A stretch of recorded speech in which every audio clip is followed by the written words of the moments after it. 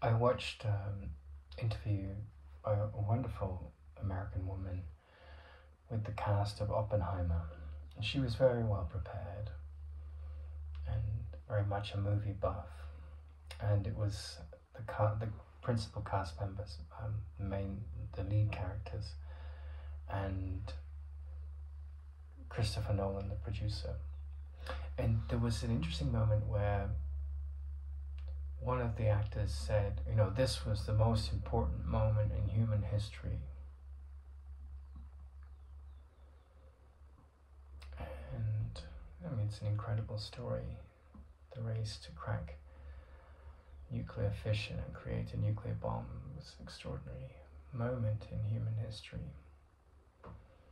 And as I was watching it, someone made a comment that having the Oppenheimers over to dinner would be a really difficult couple of dinner party guests. And as I was watching it, I was drawn to this statement that I remember reading in my 20s. And the statement was by Jiddu Krishnamurti, and he said,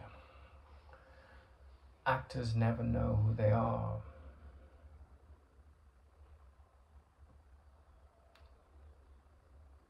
And the other thing that came to mind was a friend of mine. I used to work in an accounting firm, and most of the people there weren't very happy.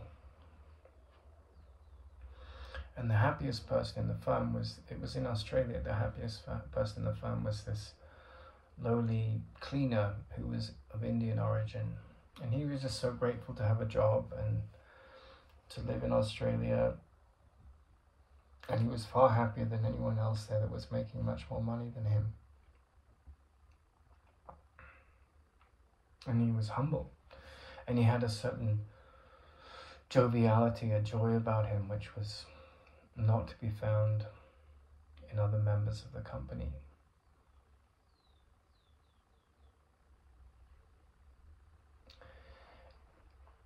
And I got to thinking about what this actor had said about how it was the most important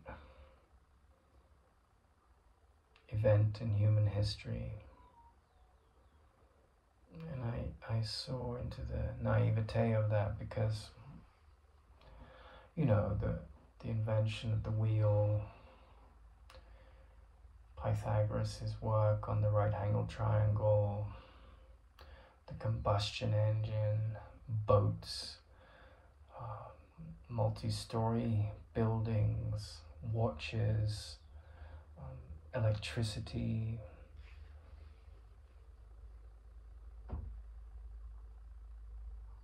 invention of writing. There's so many pivotal moments that the conveyor belt, the factory conveyor belt, you know, the innovation that Henry Ford brought in, the Industrial Revolution. And I had been very interested in physics in the last couple of years, very interested in nuclear fusion. And then I saw into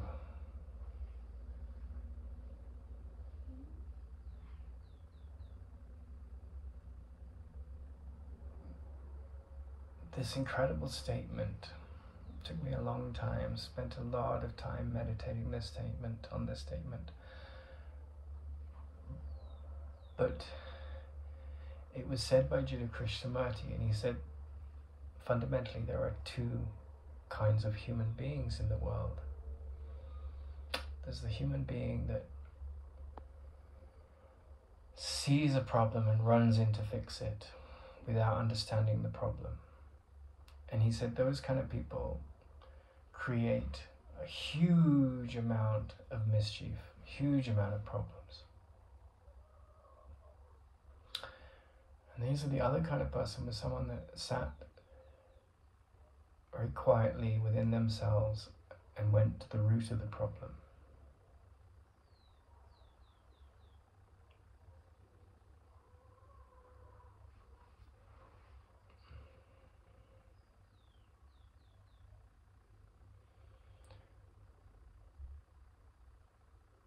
when we apply the logic of the latter person, the person that goes to the root of the problem,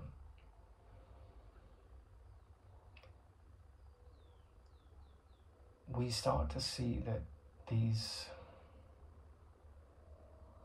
very concrete solutions like electricity, nuclear power, nuclear bombs, political changes, regime changes, communism, capitalism, all of these things that thought has created, that thought has deduced from the physical universe, that thought has come in and created and ordained and organized.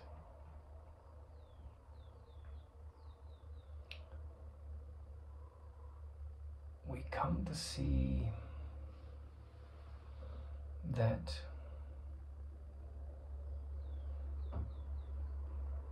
with that thought system comes division, hierarchy, exclusion, in-groups, scapegoats, ideals of inclusivity. All of these things come out of thought, and incredible technological change and incredible power plays in the world, constant technological refinement, scientific investigation, evolution of science, and constant political dilemmas, political challenges in endless forums. And simultaneously, aside from the noise of all that thought, what we witness is that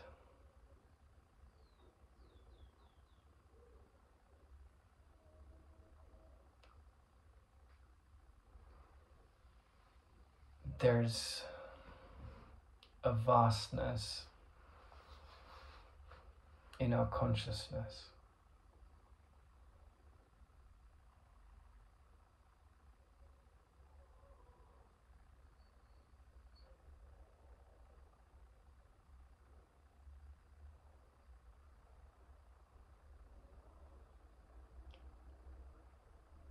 And we can detonate a nuclear bomb at the Trinity test, and we can become very well read, and we can be pioneers in advanced physics. But none of those things guarantee us peace.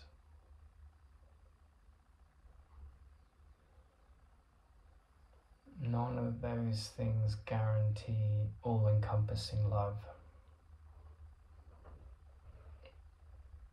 And generally speaking, our utopias are a combination of technological faith in technological power, and an idea that somehow man will marry his technological prowess with his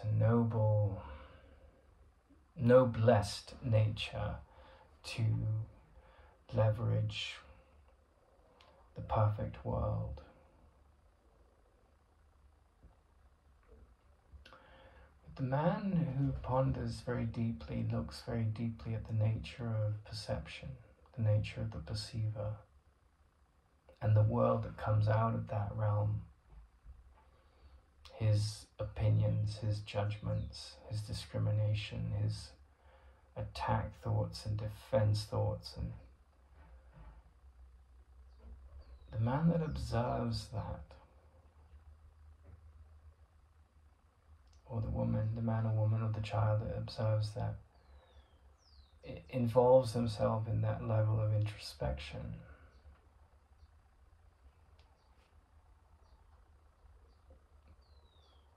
The first aspect of that is to extricate yourself from the mayhem, You can't separate yourself from life. You're part of this continuum of life. But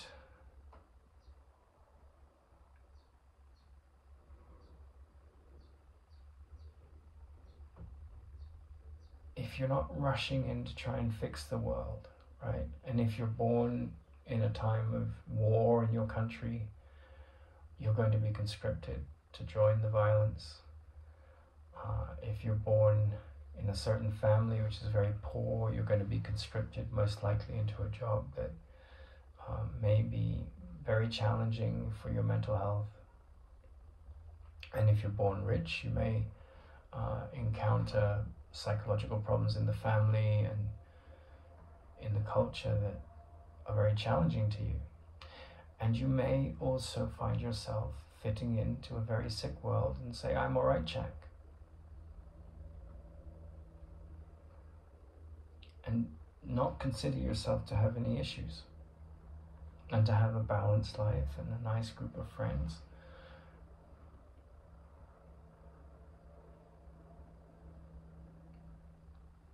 But what Krishnamurti was talking about when he identified psychological change, not superficial psychological change. I stopped smoking. I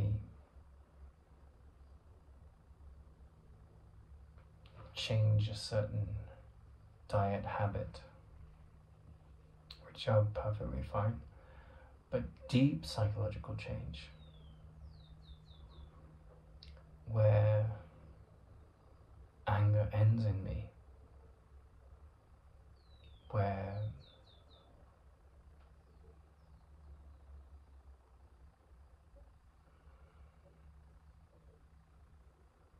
sort of this micro-dosing addiction to over-analysis of things that leads to neurotic tendencies, that dies in me. And another spaciousness and awareness of something that I encompass, that I am at my essence, starts to rise up in the mind.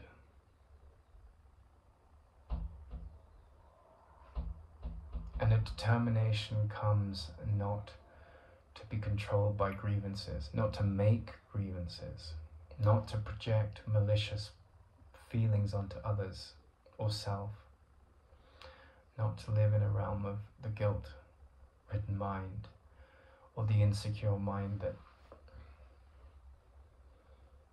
is unhappy with his story.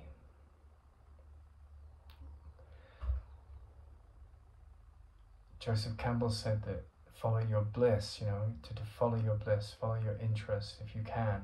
Life isn't interested in that. Bill Gates said, I'm not interested in you following your bliss. You're here to do a job for me. I'm the governor, screw your interests. But if you follow your bliss, if you find a way to live a different kind of life that isn't prescribed by the society, that can take enormous courage and some degree of luck.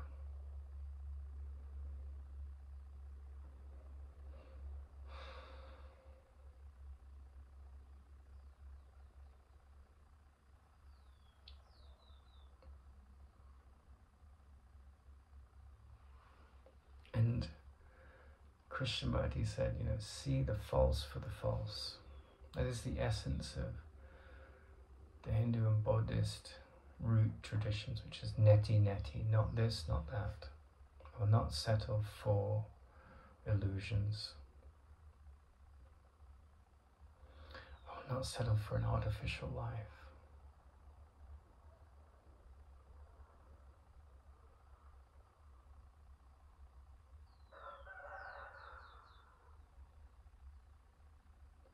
And so, virtue, ethics, kindness, solitude, silence, inner quietude, these are not artificial things. Peace is not an artificial thing. A mind not regulated by the externals and stimulation, ups and downs. It's not an artificial thing. And a great dignity and simplicity flowers in a mind that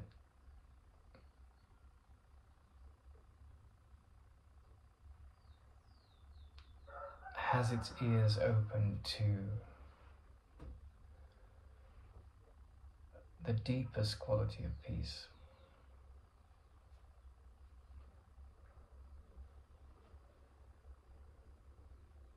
In the Course in Miracles it says, you will see what you believe to be true, but also what you believe to be true will be reflected in what and how you see. You will see what you believe to be true, but also what you see will be reflected. Sorry, what you believe to be true will be reflected in what you see. That's the power of the mind right there. And Oppenheimer's work was a profound change in technology. It was without doubt one of the greatest steps forward in technology. It was, Einstein opened a door and Max Planck helped him do it, and we walked through it and we mastered the atom. Just as Faraday opened a door with electricity and Tesla helped him push it forward. So those kind of changes at the relative level, at the level of what seems very concrete,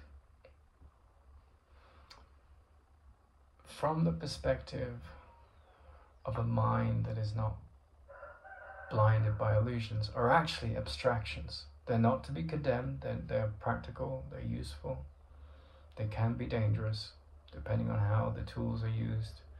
You can electrocute someone to death, you can play a radio with some beautiful music, you can use nuclear power to create energy to fuel homes and power lives and their fuel needs, and you can use energy to drop a bomb on Hiroshima and Nagasaki. But from the perspective of the deepest meaning,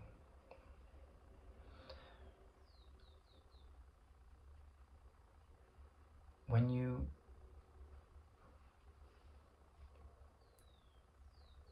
see that this world is an illusion, that time and space are an illusion, that the body is an illusion,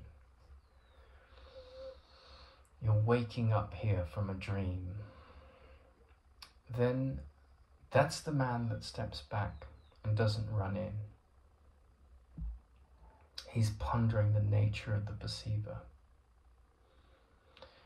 And such a man is capable of profound happiness, capable to transcend irritation and upset.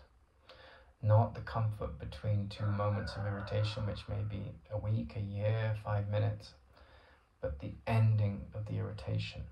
Not the ending of discomfort in the body, not the ending of preferences that are relatively soothing, but the ending of the belief in what we consider to be concrete milestones, like Oppenheimer creating the bomb, the most important time in history, to seeing those things as abstractions and seeing the only concrete thing is the awakening of peace, the awakening of the blossoming of the heart.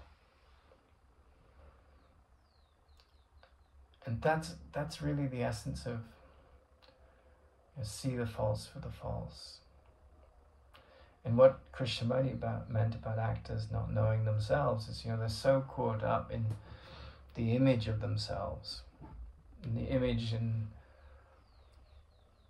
on the big screen and their self-importance and how good a job they did and how insecure they are about looking at themselves on the screen or not, or how important and brilliant and glamorous and impeccable they are, how they've made it.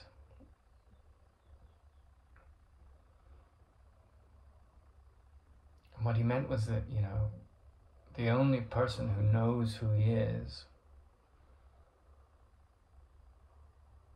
someone who sees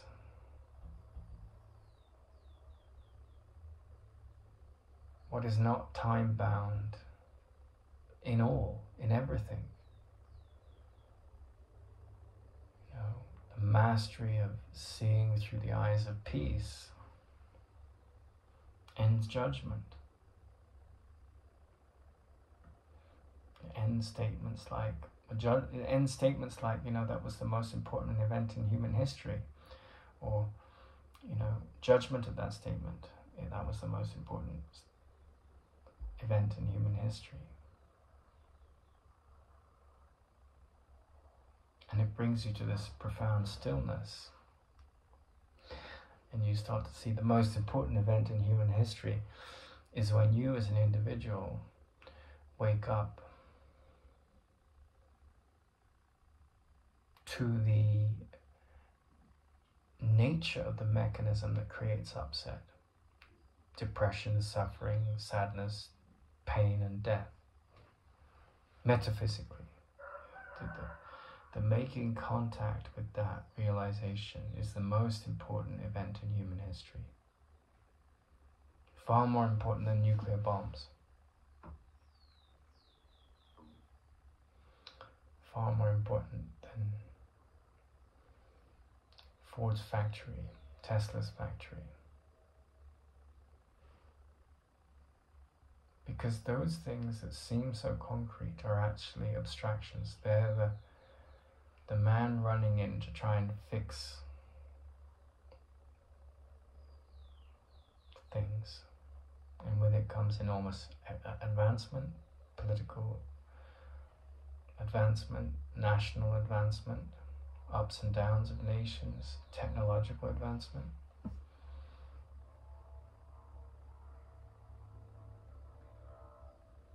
But the man that is very still inside, that witnesses the nature of the perceiver,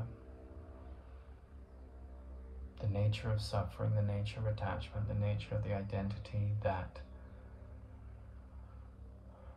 inflicts wounds and is wounded. The capacity to see the nature of that identity for what it is, that process, that living process of observing that identity and seeing it for what it is,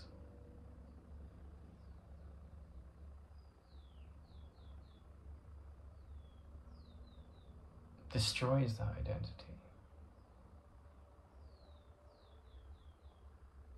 And with the death of that identity flowers gratitude, forgiveness,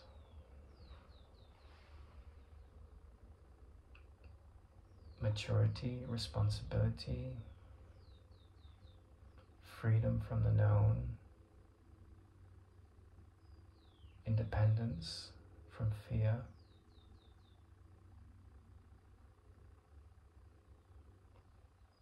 and an awakening of trust and a deeper intelligence.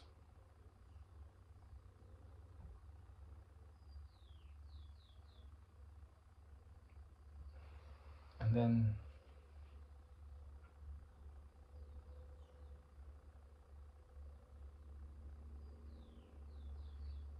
there's no exclusion. No one is exempt from the gaze of that love. Not everyone plays a big role in the story of your life. You might meet someone on a bus and never talk to them, never see them again. But the framework of how you witness others profoundly changes. You're no longer looking at the world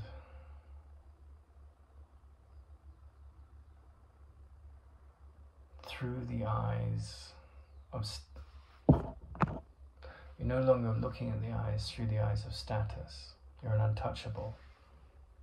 You don't fit into some insecure hierarchy.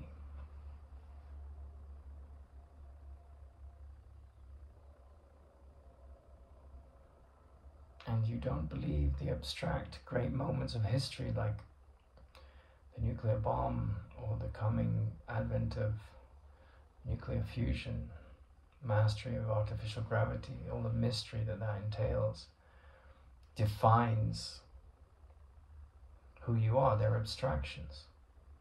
They're fascinating. The level of science and physics and form, they're indisputable. But they are not related to this that has its attention on psychological liberation. They're abstractions from that.